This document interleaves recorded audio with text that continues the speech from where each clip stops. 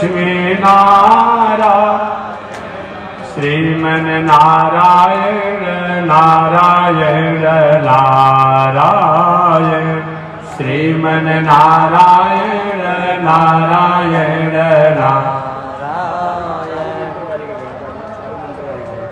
श्रीमन नारायण भवतारायण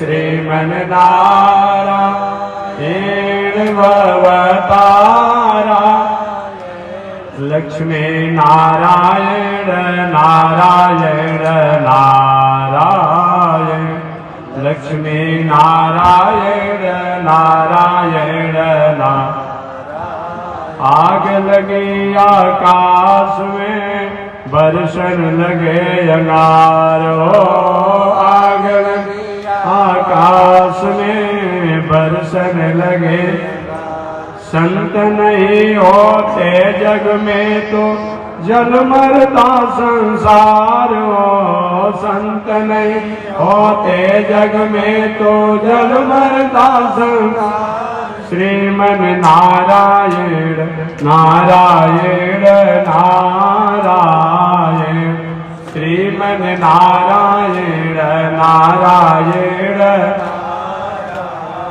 ठीक है राधा जी इसको थोड़ा आवाज उठा दीजिए ए पुरुषोत्तम जी इसका आवाज उठा दीजिए श्री लक्ष्मी नारायण भगवान की अनंताचार्य कृपया वेदांत द्वय पारगम रामकृष्णांग सदवक्कम विश्वक्सेन मुनिं भजे कासायं यज्ञसूत्रं शुचिवपुषि तथा चोर्ध्वपुण्ड्रं च बाले यस्यास्ते दक्षहस्ते कलिकुमतिगिरीन्द्रेन्द्रवज्रं त्रिदण्डम् संसाराग्नि प्रशांत्यै सिटी दे रहा है कैसे निकाल दिया आप लोग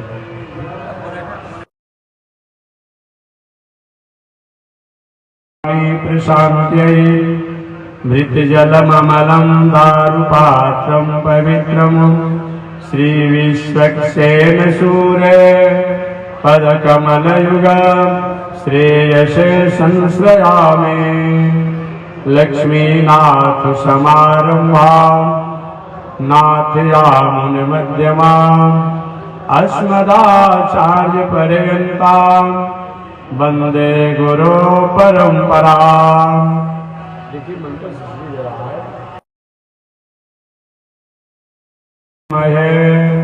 और छोटका मंत्र सृष्टि दे रहा है छोटका से दोनों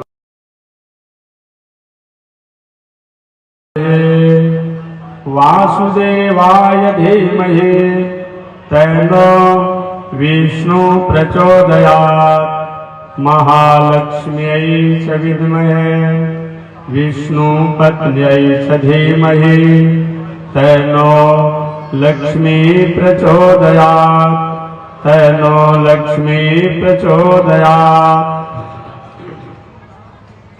परमाराध्य श्री लक्ष्मी नारायण भगवान नित्य वंदनीय पूज्य गुरुदेव श्री त्रिदंडी स्वामी जी महाराज के जुगल चरणों में कोटिशः नमन।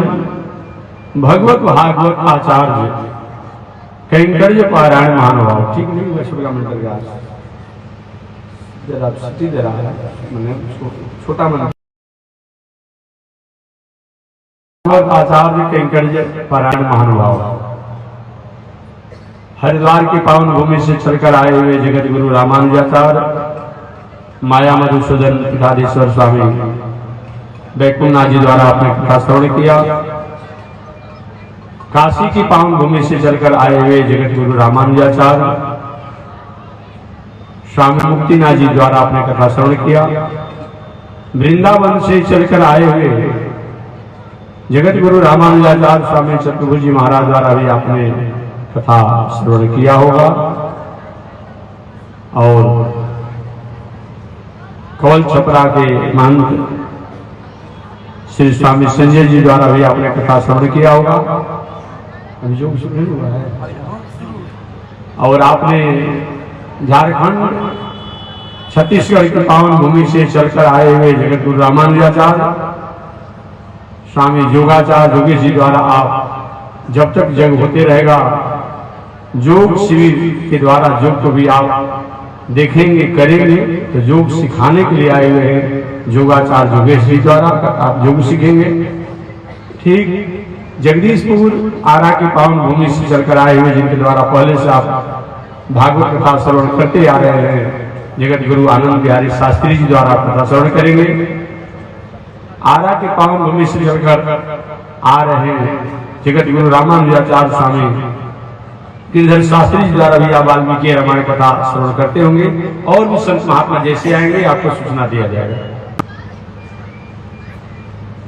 इसको जानने के लिए ही हम कथा श्रवण करते हैं।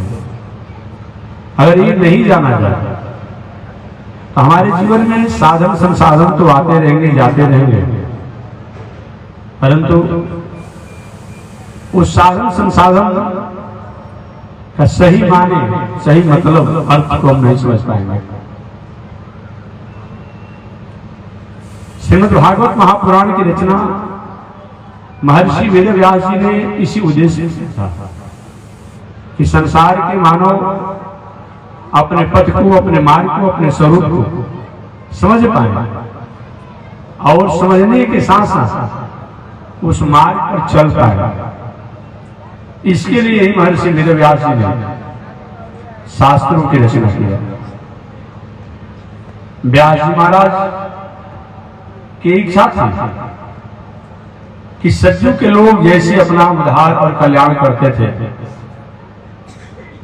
त्रेता जी के लोग जैसे अपना मंगल करते थे, जिनको सुनने के बाद, जिनको पढ़ने के बाद, जिनको समझने के बाद हमारे जीवन में जो ग्रंथियां बनी हुई है, जो गांठ बने हुए हैं, जो उर्मियां बनी हुई है, वो अब खुल जाए, उसी का नाम ग्रंथ है। इसको पढ़ने के बाद, सुनने के बाद, समझने के बाद हमारे दिल में, दिमाग में, मन में, बुद्धि में, चित्त में, आहार में, व्यवहार में, स्वभाव में, आचरण में, बोलचाल में, रहन सहन में जो गांठें बनी हुई है, वो गांठ किस चीज का है? अस्मिता का, अविवेक का, असहुलता का और मानवता का। ये जो गांठें बनी हुई है वह खुल जाए और अब हमारे जीवन में उन गांठों की संभावना न बदले। इसीलिए शास्त्रों के ग्रंथों की रचना यही कहेंगे। केवल ग्रंथ को पढ़ना और सुनना नहीं होता है। नीतिकारों ने कहा है कि बहुत से लोग शास्त्र पढ़कर भी मूर्ख हुआ करते हैं। शास्त्राणि विद्यापि भवन्ति मूर्खा। शास्त्र पढ़कर भी लोग मूर्ख हुआ करते हैं। तो क्या शास्त्र नहीं पढ़ना चाहिए? नहीं पढ़ना चाहिए। तो विद्वान कौन है? यह क्रियावान पुरुष स विद्वान।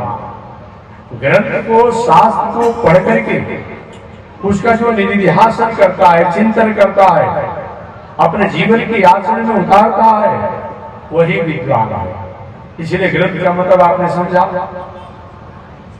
ग्रंथ और पंथ इस कभी त्याग नहीं है।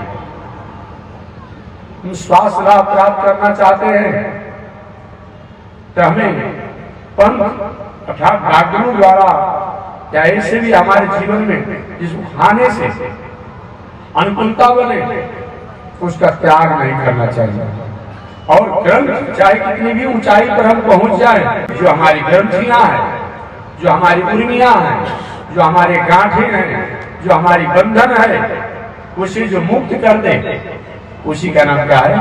ग्रंथ। दूसरे शब्दों में ग्रंथ को शास्त्र भी कहा जाता है।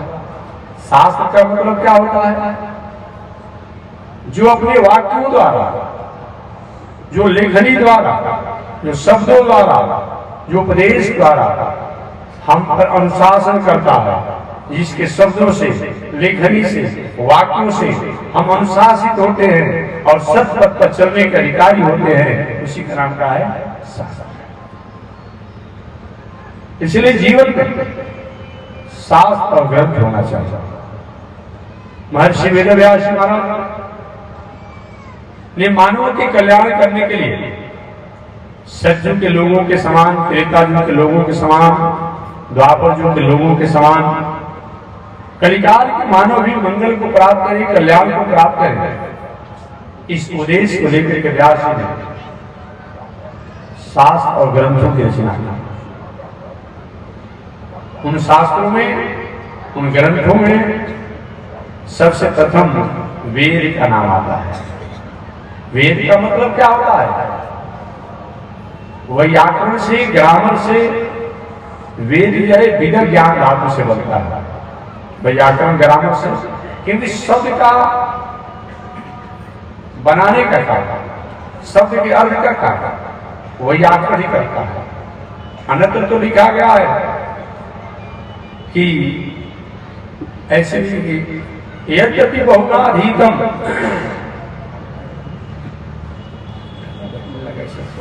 बहुत से शास्त्र हैं, पठपुत्र व्याकरण, एक बनाने में व्याकरण का पढ़ो। व्याकरण हमारा मुख्य, सब शरीर सुंदर हो, लेकिन हम कहना क्या चाहते हैं ये तो वाणी द्वारा व्यक्त किया जाएगा। शास्त्र बहुत है, लेकिन व्याकरण के द्वारा हम शास्त्रों के भावों को समझाने में और समझने में सक्षम होते हैं। इसीलिए व्याकरण होना चाहिए। महर्षि वेदव्यास जी ने वेदों की रचना किया। वेद का मतलब क्या होता है? वेद विद ज्ञान धातु से बनता है, जानना। जिसको जान करके, सुन करके, पढ़ करके, समझ करके हम अपने स्वरूप के बारे में जानते हैं, पंच तत्वों के बारे में जानते हैं, प्रकृति के बारे में जानते हैं, प्राणियों के बारे में जानते हैं, परमात्मा के बारे में जानते हैं, वह वेद है। इस वेद के द्वारा केवल प्रकृति को जाना जाए वह पूरा पूरा वेद नहीं हो सकता है। इस वेद को जानने से केवल प्राणियों के बारे में जाना जाए वह भी पूरा वेद नहीं हो सकता है। इस वेद को जानने से केवल परमात्मा के बारे में जाना जाए वह भी शायद वेद की भाव को नहीं समझ पाया। वेद के द्वारा कि हम ब्रह्म को तो जाने, लेकिन हमने प्राणी के बारे में, प्राणी का स्वरूप क्या होता है, प्रकृति का मतलब क्या होता है, इसलिए प्रकृति के बारे में भी जानना, प्राणी के बारे में भी जानना और परमात्मा को भी जानना वेद का मतलब होता है। वेद विद ज्ञान धातु से बनता है, जिसे मतलब जानना। प्रकृति, प्राणी और परमात्मा तीनों का प्रबोध जिसके द्वारा हो, और तीनों के प्रबोध होने से, ज्ञान होने से, समझने से, जानने से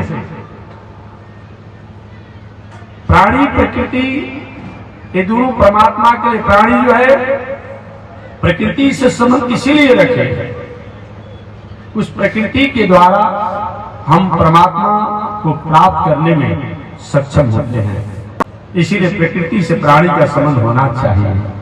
लेकिन प्राणी केवल प्रकृति के संबंध में, प्रकृति मान समझते हैं आप, पृथ्वी, जल, वायु, आकाश, अग्नि, धन, संपत्ति, रुपया, पैसा, परिवार, समाज, पद, प्रतिष्ठा, सब ये होना चाहिए।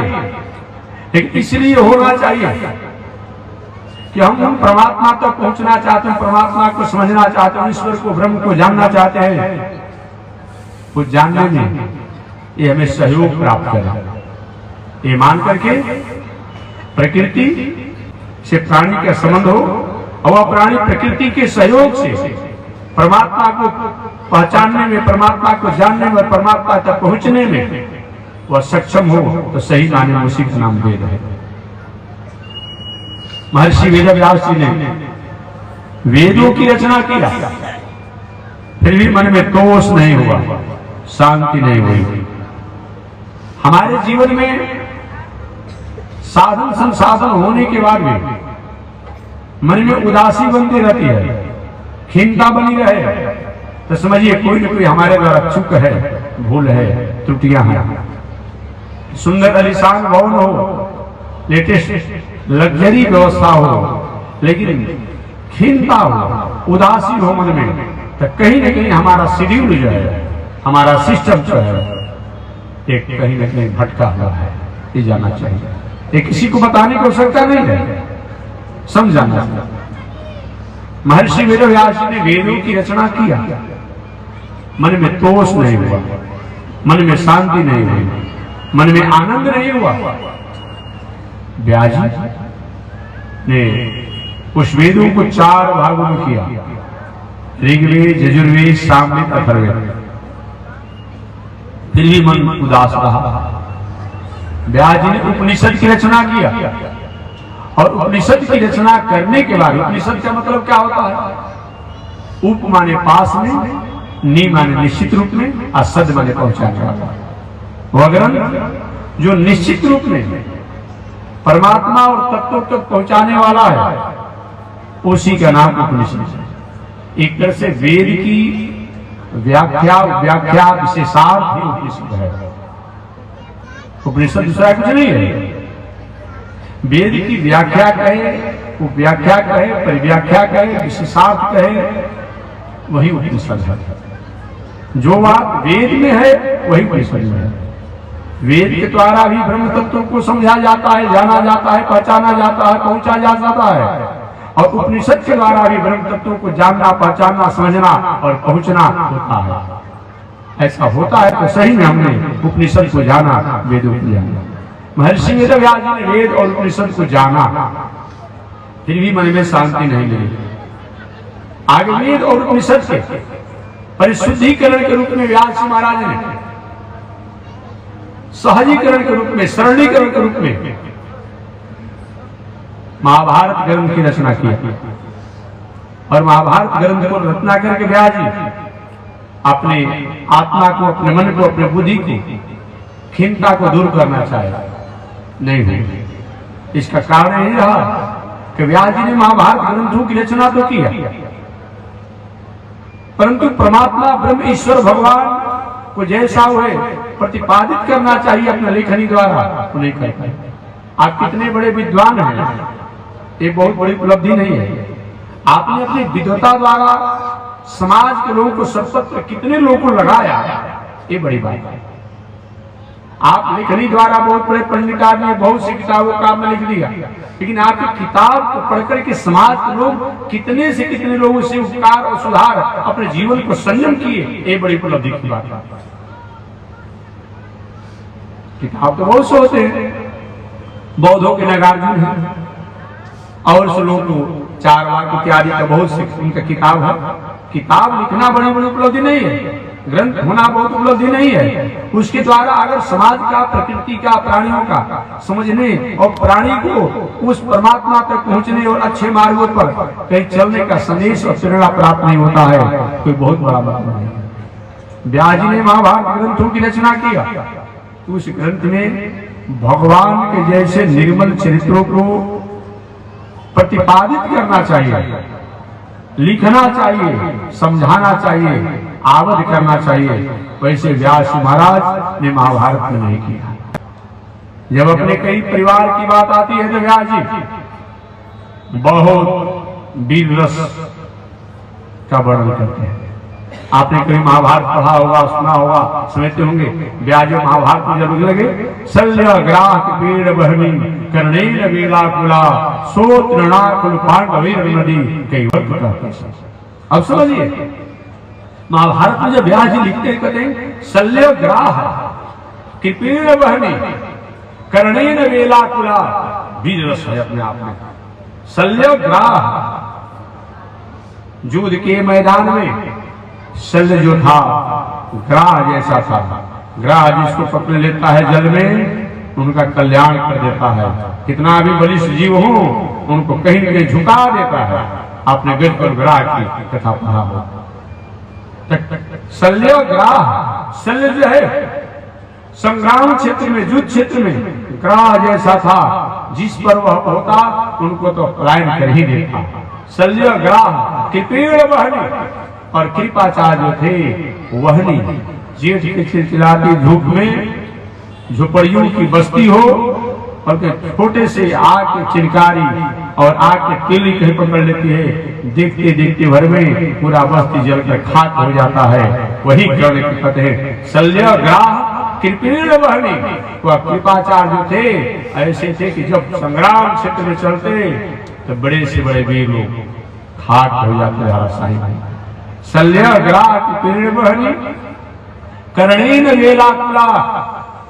और कर्ण जब संग्राम क्षेत्र में चलता था, महाभारत में व्यास ने लिखा है कि कर्णेन वेलाकुला, कर्ण जब युद्ध मैदान में पहुंचा तो बड़े से बड़े वीरों का हृदय दहल जाता था, उद्विग्न हो जाता था, अपने विजय की आकांक्षा को छोड़ देते थे। जैसे कि जलाशय कमजोर हो, छोटा हो, छोटी नदी हो, बड़ा नौका अगर कहीं हो तो जब चलता है तो नीचे की जीव ही उबल करके आ जाते हैं चलने से। उसे सागर में भी कभी कभी देखेंगे, गंगा जी में देखेंगे, बड़ा जहाज हो और जब चलने लगता है तो नीचे का जल भी उफान में आ जाता है। तो शल्यग्राह कृपेण बहनी कर्णेन वेलाकुला। वह कर्ण जब संग्राम क्षेत्र में चलता तो कोलाहल मच जाता, लोग भयभीत हो जाते। सोत्रनाखलु पांडवैर नदी कई वर्ष का यहाँ पे आज ने क्या कृपणता किया लेखनी में, सोत्रनाखलु पांडवैर नदी। ऐसे उस संग्राम क्षेत्र में पांडवों के लिए एक कैवट एक नाविक का काम करने, भगवान के को नाविक तक ही बता करके उन्हें काम चला लिया।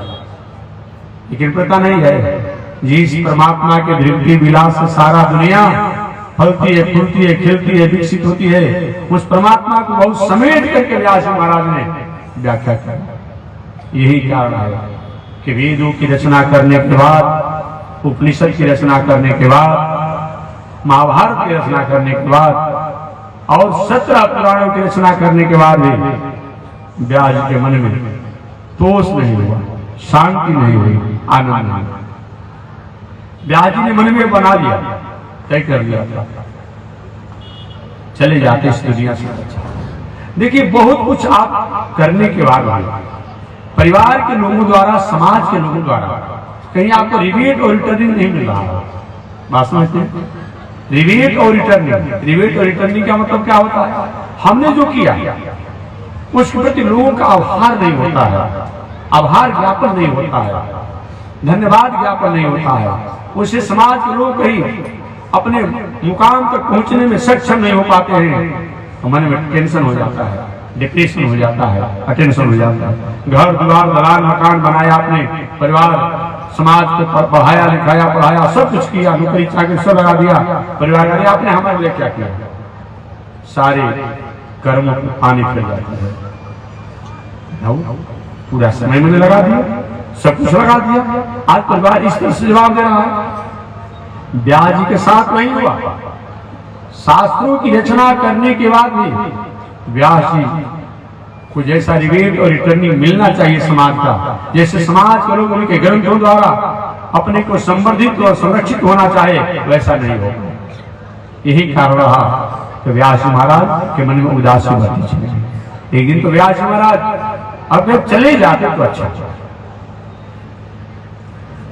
संयोग से नारद जी से मुलाकात हुई व्यास जी की। नारद जी ने उनको विश्वास दिलाया, व्यास जी विवेकी पुरुष का एक कर्तव्य होता है कि विषम से विषम परिस्थितियां जीवन में आवे, उसके आने के बाद भी अपने धैर्य और बुद्धि का कभी खोए मत। परिस्थितियां आती है, उस परिस्थितियों में हमें धैर्य को अपनाना चाहिए और विवेक से और बुद्धि से उस धैर्य को अपनाना चाहिए। कुछ धैर्य तो करते हैं लेकिन वह विवेक और बुद्धि से नहीं करते हैं। धैर्य तो बहुत से करने वालों को, चोर चोरी करने जाता धैर्य नहीं रखता है, वो भी तो धैर्य विधान करता है, लेकिन विवेक और बुद्धि का प्रयोग नहीं करता है। भाई हम दूसरे के यहाँ लूटने जा रहे हैं, छीनने जा रहे हैं, मारने जा रहे हैं, क्या मेरा स्वरूप बनता है? ये बुद्धि विवेक से धैर्य का उपयोग नहीं करता है, इसलिए उसका धैर्य जो है असफल हो जाता है। अगर बुद्धि विवेक से विचार करके धैर्य किया जाए वो हमारा धैर्य सफल होता है, मंगल में होता है। नारद जी ने व्यास जी को बुद्धि और विवेक से धैर्य को पालन करने को कहा। व्यास जी और नारद जी ने अपने 3 जन्म की कथा बता दिया। सुनिए व्यास जी, आज बुद्धि और विवेक से धैर्य को पालन करने का फल है कि कहाँ एक गंधर्व का बेटा आज देवर्षि नारद बना हुआ है। नारद जी कहते हैं कहाँ एक गंधर्व का बेटा आज देवर्षि नारद बना हुआ है। ये बुद्धि और विवेक से धैर्य को पालन करने का फल है। अरे महाराज आप गंधर्व पुत्र थे? व्यास ने कहा हाँ। महाराज ये कैसे हुआ, इस घटना को बता दीजिए। देखिए आत्मकथा का भी बहुत बड़ा महत्व होता है और आत्म अनुभव का, ये आज की परंपरा नहीं है, इसलिए आत्मकथा और आत्मकथा भी होनी चाहिए। रास्ते में जा रहा था, लेकिन वह आत्मकथा और आत्मकथा समाज के उपदेशात्मक होना चाहिए, राष्ट्र को उपदेश में होना चाहिए, प्राणियों को उपदेश में होना चाहिए, देश की और संस्कृति संस्कार के लिए उपदेश में होना चाहिए। तो अनुभव अच्छा है। केवल अपनी बात अपने ही प्रशंसा में रह जाए, उस समाज का राष्ट्र का कुछ अनुभव नहीं होता है, कोई मतलब नहीं। एक व्यवहारिक बात तो आगे मैं प्रवेश करूंगा अपनी कथा में। महामना पंडित मदन मोहन मालवीय जी महाराज का आपने नाम सुना होगा। महामना पंडित मदन मोहन मालवीय जी महाराज ने अपने अनुभव में लिखा, किताबों में लिखा कि जब मैं विश्वविद्यालय बनाने के लिए चला तो सबसे पहले मैं हैदराबाद निजाम के यहाँ गया, उनसे मैंने विश्वविद्यालय बनाने के लिए सहयोग मांगा। वो निजाम उस समय के बड़े लब्ध प्रतिष्ठित थे, उन्होंने सहयोग की बात अलग रही, मेरी वाणी को वहना करने के लिए, मुझे अपमान करने के लिए, मेरे द्वारा जो संकल्प लिया गया था विश्वविद्यालय बनाने के लिए, उस पर अपनी निगेटिव भावनाओं को स्थापित करते हुए दान के रूप में अपना जुत्ती जो है वह निकाल कर मेरे भिक्षे पात्र में डालता।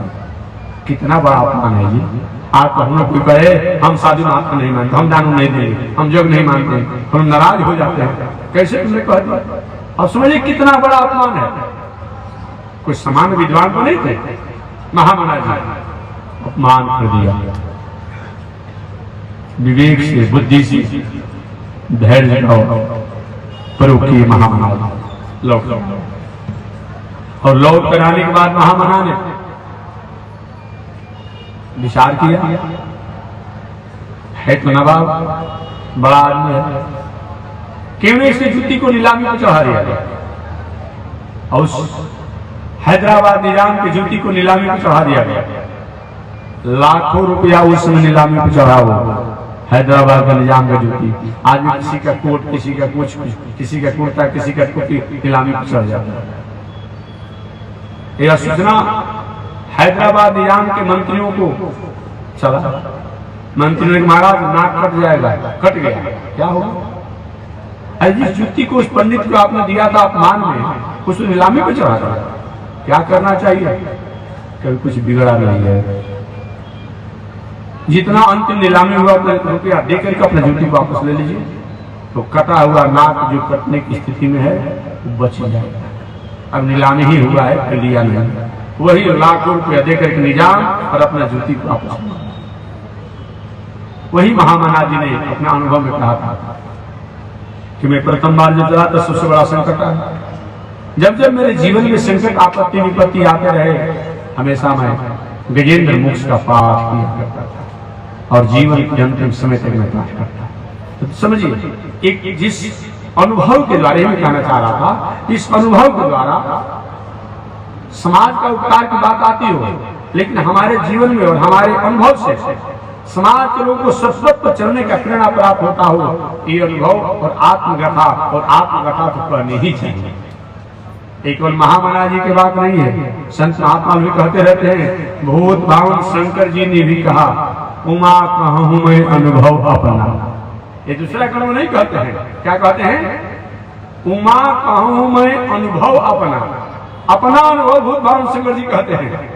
उमा कहूं मैं अनुभव अपना, आ सतहरि भजन जगत सब।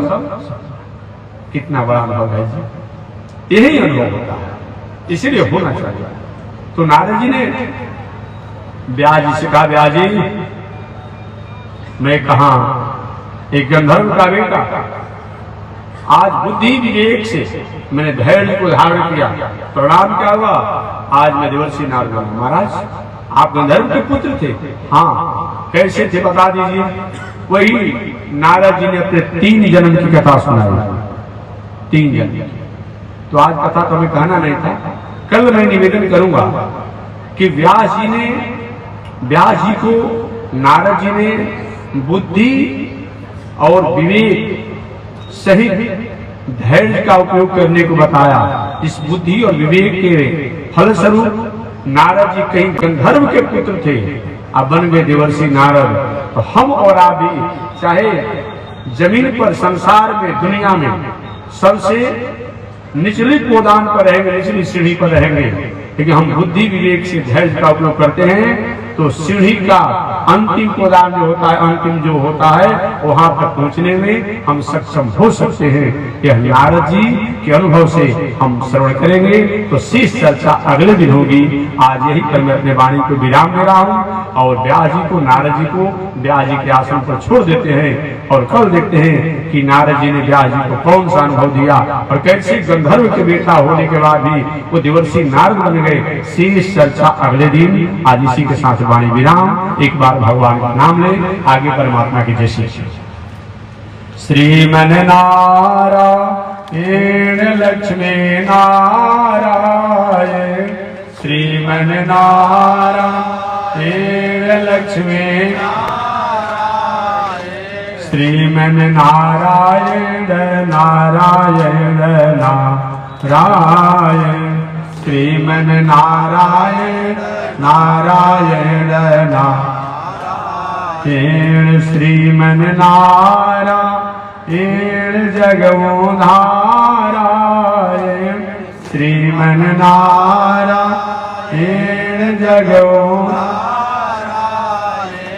लक्ष्मी नारायण नारायण नारायण, लक्ष्मी नारायण नारायण नारायण। बोलिए श्री लक्ष्मी नारायण भगवान की। भाष्यकार भगवान श्री रामानुजाचार्य स्वामी जी महाराज की, विश्ववन जगदाचार्य श्री त्रिदंडी स्वामी जी महाराज की। हरि ओम। शांति शांति शांति। नारायण कल से प्रातः काल की आरती 7:30 बजे से 8 बजे के बीच में होगी। तो समय याद रखेंगे, जिनकी अनुकूलता पड़ेगी 7:30 बजे सुबह से 8 बजे के बीच में, जैसे परंपरा अनुसार भगवान की आरती होती है, वो भगवान की आरती होती रहेगी। 7:30 बजे से 8 बजे के बीच में प्रातः काल की आरती होगी। 7:30 बजे से 8 बजे के बीच में प्रातः काल की आरती और कथा कब से 10 बजे से करेंगे। 10 बजे से 11 बजे ना 11 बजे करिए, बहुत पहले 11 बजे से 11:30 बजे तक योग शिविर, जो छत्तीसगढ़ झारखंड दोनों प्रदेश में इनकी अपनी कर्मभूमि है, तो छत्तीसगढ़ झारखंड से चलकर आए हुए जो गुरु योगाचार्य योगेश जी द्वारा आप जो मानव जीवन में आज सब कोई अस्वस्थ है, राजा रंग संत महात्मा फकीर सब अस्वस्थ है, तो योग के द्वारा कैसे अपने शरीर को स्वस्थ रख सकते हैं, इसके लिए योग शिविर का भी आयोजन यहाँ किया गया है।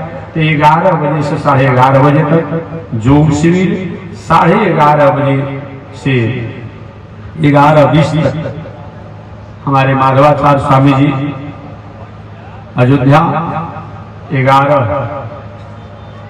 और 20 मिनट के लिए हमारे रंगनाथ स्वामी जी कहेंगे, 20 मिनट के लिए संजय जी कथा सुनाएंगे। पुनः हमारे आचार्य गिरधर शास्त्री जी कथा सुनाएंगे। उसके बाद आनंद बिहारी शास्त्री जी कथा सुनाएंगे। उसके बाद चतुर्भुज स्वामी जी कथा सुनाएंगे, मुक्ति नारायणी कथा सुनाएंगे, बैकुंठ नाथ जी कथा सुनाएंगे और हमारे अयोध्यानाथ स्वामी जी वो भी कथा सुनाएंगे। अंत में हमारा कथा होगा लगभग 4:30 बजे से 5:30 बजे के बीच में। 2-4 शब्दों को मैं कोशिश करूंगा। तो सायंकाल की कथा 4:30 बजे से 5:30 बजे तक रोज हमारी होगी और प्रातः काल की आरती 7:30 बजे से 8 बजे के बीच में होगी। बाकी और संत महात्माओं कथा प्रवचन होती रहेगी। समय मिलने पर आप सभी लोग सादर आमंत्रित हैं। जय श्री वरना।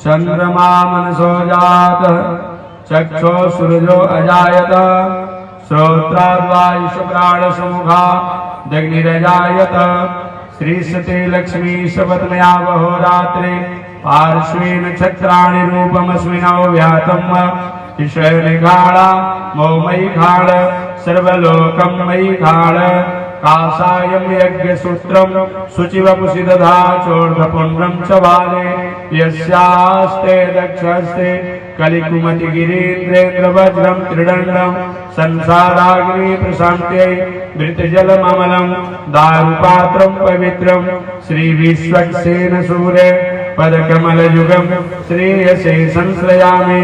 बोलिए श्री लक्ष्मी नारायण भगवान की, विश्व जगदाचार्य श्री त्रिदंडी स्वामी महाराज की। हरि ओम। शांति है, शांति है।